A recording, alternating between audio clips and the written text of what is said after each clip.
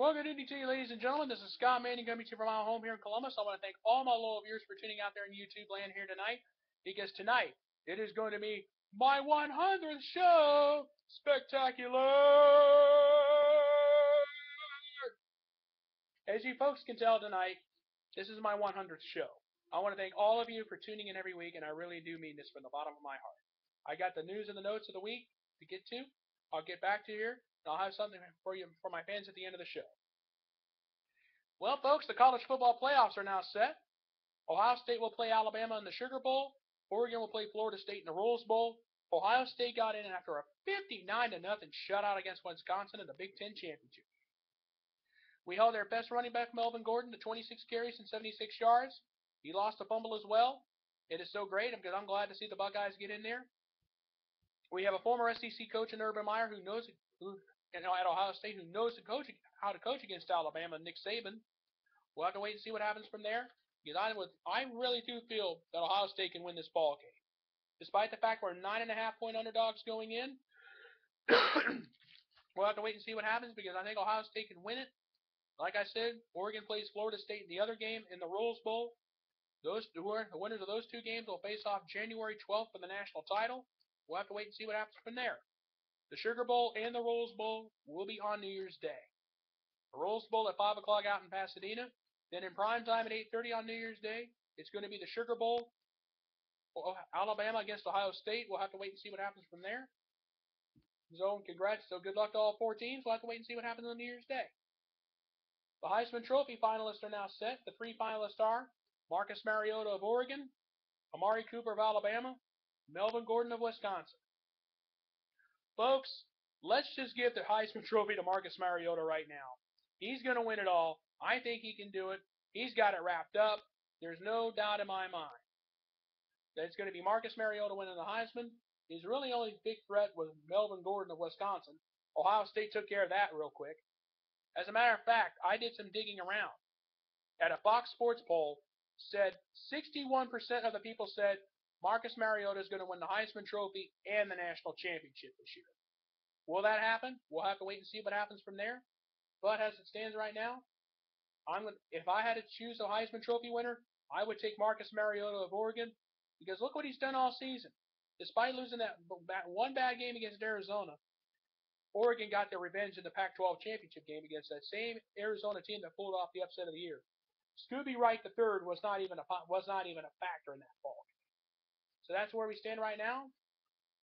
So we'll have to wait and see who wins the Heisman Trophy on Saturday night. And I also found out earlier today. Melvin Gordon of Wisconsin, one of the finalists for the Heisman Trophy, as declared for the 2015. He is going to enter the 2015 NFL Draft and forego his senior season. Whether that's a good move or not, I don't know. We'll have to wait and see what happens. Hey, maybe the Browns will take him. Excuse me. Oh, I got a little bit of a cold. You have to kind of bear with me here. But anyway, Melvin Gordon. He's decided to go pro. He's going to enter the NFL Draft. We'll have to wait and see what happens from there. Like I said, maybe the Browns will pick him up. Oh, and speaking of the Cleveland Browns, while I'm thinking about it, the Browns have decided to bench Brian Hoyer and go with Johnny Manziel as the starter for the game Sunday against the Bengals. After throwing one touchdown and 10-15 interceptions in the last three games, they have decided to bench Hoyer in favor of Johnny Manziel. Johnny Manziel is going to be the 21st different starting quarterback for the Cleveland Browns since 1999. Right now, the Browns they're struggling right now. They're 7-6. They're one game above 500. They're on the way outside looking in, getting into the playoffs. We'll have to wait and see what happens on Sunday against the Bengals. And if that's not bad enough, Bengals coach Marvin Lewis got some publicity he wished he didn't want it. Earlier today at a Bengals press conference earlier today, he called Johnny Manziel a midget. Now, he has since then apologized, but he realized it was a bad move and a bad mistake on his part. But that's what happened today at a news conference, and he got the publicity that Marvin Lewis did not want. So we'll have to wait and see what happens on Sunday. And by the way, for all you Steeler fans out there that are watching, they play the Falcons on Sunday as well. Both games, I do believe, are 1 o'clock starts. We'll have to wait and see what happens from there. I also got some good news for all you Cam Newton fans, all of you fans of the Carolina Panthers. Cam Newton is out of the hospital. He got out of the hospital earlier today after being involved in a car accident in the Charlotte area. Cam Newton had 2 fractures in his lower back. He is in good spirits. He left the hospital with his family, and he's going to go stay with his family during his recuperation. It remains unclear at this hour when he will return to action. Well, I wish you a speedy recovery, Cam. And I hope you do very well. I'm glad you're out of the hospital. I wish you a speedy recovery, and everything will be well with you. Also today, the NFL has announced a new personal conduct policy. It has been approved by the owners. NFL Commissioner Roger Goodell announced today a new personal conduct policy he says significantly strengthens our conduct. This policy, the new NFL conduct policy will hold everyone accountable, not just players and coaches. It also includes owners, team staff, and everyone affiliated with the NFL, because it is time to hold everybody to a higher standard in their personal conduct. And Goodell also said the league will hire a new employee who will oversee discipline in the NFL.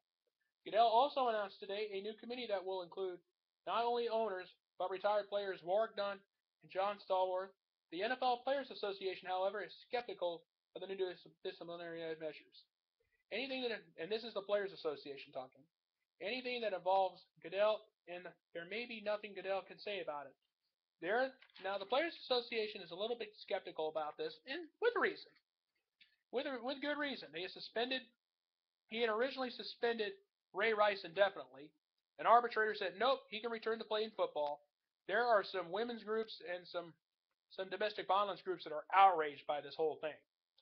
Now, Ray Rice got reinstated. Now, let me ask you this question.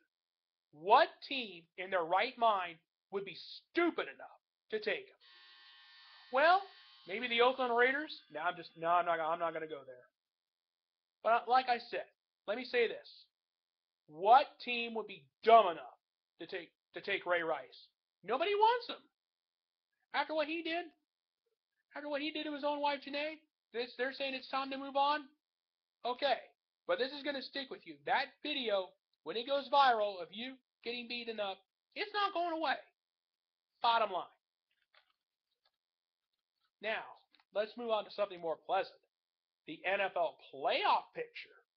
This is where we stand right now in the playoff picture in the NFL playoffs. If the playoffs were to start on Saturday, if the playoffs were to start this week, here's where we stand. In the NFC, Arizona at 10-3 would get the 1 seed in the NFC. The 2 seed, Green Bay at 10-3. Philadelphia would get the 3 seed at 9-4. Atlanta would get the 4 seed at 5-8. Seattle would be the 5 seed at 9-4. Detroit at 9-4 would get the 6 seed. And in the hunt would be Dallas, San Francisco, Minnesota, and St. Louis. Folks, I can't believe I'm saying this. There's a possibility that a 5-11 team could get into the playoffs. It's possible, because the NFC South is the laughable conference this year, the National Football League. I gotta laugh, but I'm not gonna laugh too hard, because it is possible a 5-11 team could get into the playoffs. So keep that in mind. In the AFC, if the playoffs were to start right now, New England would get the 1 seed at 10-3.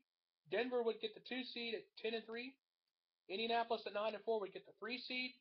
Cincinnati would get at 3-1 would get the 4 seed.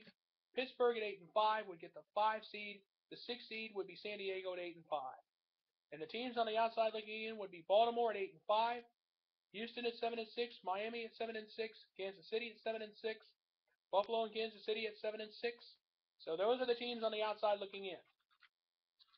We got a lot more football coming up. We got some big games coming up this week on Sunday as well. So good luck to everybody. We'll have to wait and see what happens from there. Folks, I've got a story here that's really going to kind of shock you. And when you hear the person involved and the team involved, you're going to be thinking, Scott, have you gone local in the brain or something?